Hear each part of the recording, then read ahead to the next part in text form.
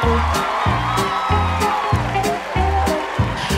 to another episode of Snap on Crumb Society. Picture me this ulit. Parang last episode lang. And welcome back to the pod where the gravy is super thick, just like our topics. But the chicken, minsan bitin.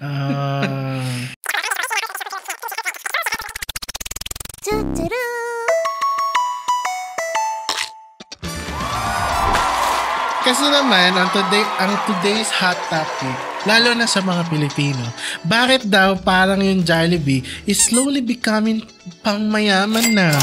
Quite ironic though, considering sa mga TikTok, ang mura-mura ng Jollibee. Jollibee is so cheap here. What are the prices? Sa US, di ba? Sa US, oo. Like legit, bibili ka ng one-piece Chicken Joy tapos wallet mo ang matutuluyan. We're talking about price hikes, shrinking portions, and the occasional, wait lang, bakit parang di crispy? Yung mga ganong moment. Na apparently this mostly happening sa Philippines, pero sa abroad, as usual, steady pa rin. Ano meron? Kaya na-jelly, nagsiselos na po ang mga Filipino. Brain drain, ika po nila. Diba? Kaya we've got questions. Yan. Sa amin tuloy nag-send ng tanong. Hindi sa DTI. Even sa Jollibee Corporate. Even kay Tony Kachong. We got questions from fellow Jollibee warriors na confused, concerned, at minsan gutom pa rin. So today, pag-uusapan natin, are we just imagining things?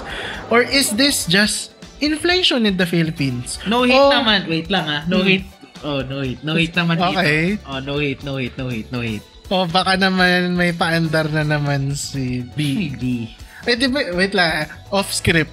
Diba ang current na campaign nila? Ano? Bida ang Pinoy? Ba't mahal-mahal ng mga menu item dito sa Pilipinas? Pero sa States, dolyar lang. Dolyar lang yung mango pie nila. May halo-halo kasi. Ito from Bida si Kuya. I just came home from working abroad and was excited to eat Jollibee again. Pero parang mahal na niya. And the portion seems smaller compared to before. Sa Canada, halos same price rin. And yung Chicken Joy doon, parang mas malaki pa. Why does it feel like only here in the Philippines sobrang affected ng price hikes? Is it just inflation or is something else going on? Well, if you haven't been home before the elections, you can figure out why. Yun yung una kong sasagutin. Pero pangalawa, I've had a talk with someone na who's been to the US a lot. Okay. Is partially American, if you ask me. So nasabi niya, yung chicken ng Jollibee there is GMO. Super GMO. For those who don't understand, genetically modified organism. So in short, mga batak yung mga manok doon. Lalaki ng mga pata, lalaki ng pakpak. Nag-anytime fitness yung mga manok? Oo. Tapos yung taba, super, pag niluto mo, wow, may lumalabas na juices. Ano yun, may ini-inject? How do you put it? They breed the chickens differently. And they raise the chickens differently. Kaya any Jollibee sa States or sa Canada, I think even sa Spain, which is ironic considering who conquered the Philippines 100 years ago. Spain. Diba? Malalaki yung mga manok nila. And mind you, Spain is like third world country levels within the EU mismo. Kaya, all I could say is, well, welcome to the Philippines. Many things have happened since May. Meron din naman kasing isang point na kaya daw mahal ang Jollibee dito is because binabayaran niya yung mga license ng mga franchise niya. Pero hindi din Ano ba yung mga franchise niya recently? Oh, yeah, right. Coffee Bean, Panda Express, matagal din. Mang Inasal, which for people who are around my age, you didn't know Mang Inasal is an independent restaurant dati. Before. Kaya pumangit Nung nagka-Coco Martin na siya, doon na din pumangit siya. Hindi, no hate kay Coco Martin. I'm just saying, nagka-Coco Martin ads, alam niyo na nangyari. Yun po kami barilin tanggol. Takakyapo po ako. Batakyapo ako. Hindi, pero seryoso lang, that's, one, pa? Red Ribbon. Ano pa yung mga... Pero yun yung mga local niya. Ayun, yun yung mga imported franchise daw. Yun daw yung nagpapamahal ng... parang hinuhugot doon sa main company yung pambayad sa franchise. Ay, alam, ito yung pinaka-recent na medyo na-disappoint ako. Not that I haven't tried it yet since the acquisition. Tim Ho Wan. Oh, yeah. Oh. Kala ko nagbibiro sila, uy, binili na ni Jollibee yung timuhuan dito. Sabi ko, Masarap na. masarap yung timuhuan dati. Pero ngayon, Di ko alam. hindi ko pa Di alam. ko pa natatry. Oh, Jollibee, prove us wrong. Please do. Kasi Sponsor. that was one of the cheap restaurants na nagustuhan ko na alam kong Michelin star siya sa main country. Anyway, Question number 2 from Budget Burger, pakibasa na. okay. I've been a Jollibee loyalist since high school. We, magwelga ka nga. Sorry. Loyal ka pala, ha? Ano yun? Pag walang yung burger with cheese sa Jollibee, tumatawid ka sa cheeseburger sa McDo. Oo nga eh. Loyalist ka pala, ha? Loyalist, We. Nag-a-apple pa eh. But lately, parang bitin na ako sa Jolly Spaghetti. Mas konti na yung sauce and the price jumped again. Actually. I get that costs are rising, but is Jollibee doing anything to balance that with customer experience? Or are we paying more for less?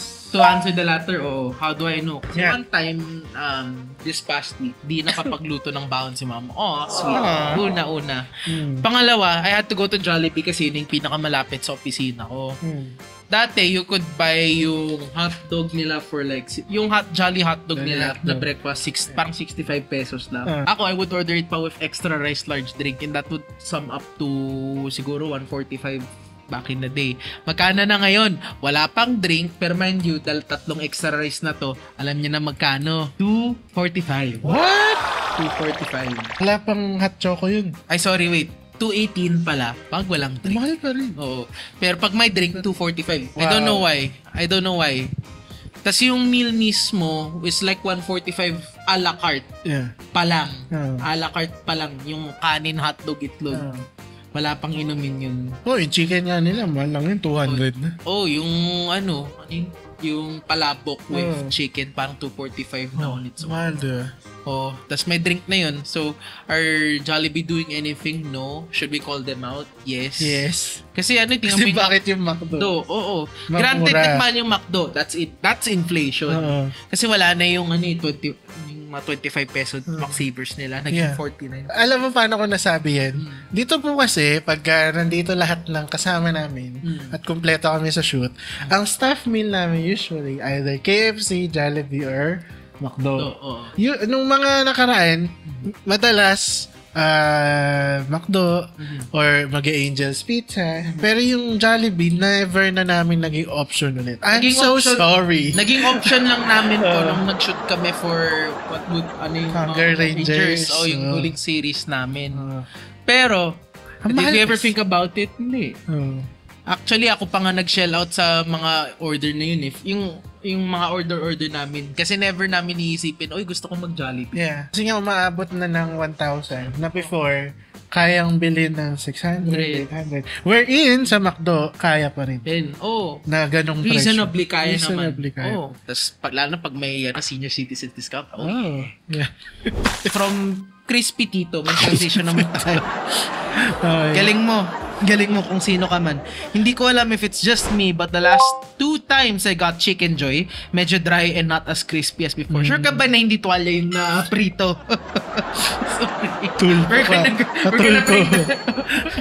We're gonna bring that back up from 2 years ago. Sure ka ba na hindi tuwalya yung pinrito? Sorry. Nakulay blue. I still love Jollibee, pero with how pricey it's getting, parang you expect at least the same quality or better, right? Do you guys think they're struggling with consistency? Oh, they are. Sorry, I'm not gonna even complete the question. How do I know? Parating, ito yung maririnig mong linyahan sa Jollibee, pwede mo gawing bingo card. Ay sir, wala na po niyan. Ay sir, bukas po delivery niyan. Ay sir, sira po yung ganto namin. Ay sir, sorry, kakaubos lang. Diba, sarap sabihin lang. Magsara na lang kayo. Ay sir, willing to wait 30 minutes? Fast food kayo! Ay, sa tawag doon, yung sa sasakyan? Oh. Anong tawag doon? Yung order ka sa drive-thru. True. Oh, hindi. Mas malala. I mean, ito yung linyahan ng McDo dahil marami ang kumakain. Sir, pwede pa wait po sa yellow line. Madaming order eh. Okay lang yun. Pero pag sa Jollibee mo narinig yan, ay sir, Kabahan ka. Oo, kabahan ka kasi yung kasunod yan. Ay sir, sorry, wala na po pala yung hamburger. Pwede yung chicken sandwich na lang. Ordering. Bihira. Naghintay ako para sa wala. Natanda ko, nag-call out. Meron kami isang show, kinall out namin yung isang restaurant na kulay green ang logo. Oh. At dahil lahat ng in-order ko doon ay wala. Oh. Yan yung letter C. Oh. Na simula na may masarap na cake. Chowking? Ewan ko kung napanood nyo po yun or tatandaan. Ngayon, dahil pinag-uusapan natin ng Jollibee, gusto ko lang i-call ang attention ng Jollibee. Nag-order po ako ng one-piece burger steak, chicken, tsaka isang spaghetti. Lahat may meal. May drink, ganyan, tsaka peach mango pie na large. Dito po yun sa Jollibee sa may Baytown sa Angono. Okay. Simula pagpasok ko ng drive-thru entrance hanggang makuha ko yung order ko, it took me 1 hour and 30 minutes. Kasi may waiting pa eh. Ang tagal umiikot nung mga sasakyan. Sayang sa gasolina yun. Oo. So, bakit ganun? Nakala ko ba fast food? Tapos pagdating ko dun sa bintana, hindi pa ready lahat ng order ko dahil meron pa daw niluluto. So, kailangan ko pa mag-intay dun sa waiting bay o whatever. Sa dilaw. Fast food, more like fast food. Oo. Dahil nadaanan na siya ng Oo, tapos ang lamig na nung inabot sa'yo. na siya. Oo. So, pakicheck lang ho yung mga sistema nyo. Oo nga. Kasi naman, bakit nga ba ang Pilipino nagsasacrifice sa Jollibee? Oh.